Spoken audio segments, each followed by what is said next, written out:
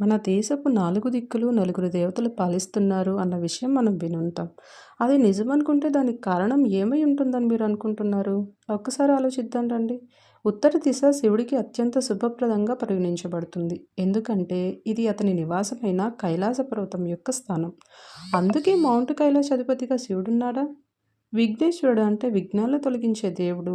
ఆలయాల్లో పశ్చిమ దిశ, వాయువ్య దిశతో సంబంధం కలిగి ఉంటాడు. అస్తమించే సూర్యుడిలా మన అహం అనుబంధాలను వదులుకోవడంలో గణేశుడు మనకు తోడ్పడుతుంటాడు. అందుకే మహారాష్ట్రలో గణేష్ చతుర్థి అంత ఫేమసా? దక్షిణ దిశ సాంప్రదాయకంగా యముడితో ముడిపడి ఉంటుంది. జ్ఞానానికి అధిపతి అయిన కుమారస్వామిని ఉంచడం, మరణాన్ని జయించి భక్తుల్ని ఆధ్యాత్మిక విజయం, అంతర్గత బలం వైపు నడిపించే అతని శక్తిని సూచిస్తుంది. అందుకే తమిళులకి మురుగన్ ఇష్టమైన దైవం అయ్యాడా? దేవి పార్వతి. తూర్పు దిశ ఉదయించే సూర్యుడు, నూతన ఆరంభాలు, జ్ఞానోదయం మరియు డైనమిక్ శక్తికి మూలంగా ముడిపడి ఉంది. ఈ శక్తుల్ని వినియోగించడానికి తగిన స్థానంలో పెట్టబడి ఉంది. అందుకే వెస్ట్ బెంగాల్లో మా దుర్గా సెంట్రల్ డైటీ అయ్యిందా? అయితే విష్ణు ఫ్యామిలీని ఎందుకని ఇలా పోల్చడం లేదు? విష్ణువు స్థితికారకుడు, అంటే పాలన, కాపాడటం అతని కర్తవ్యం.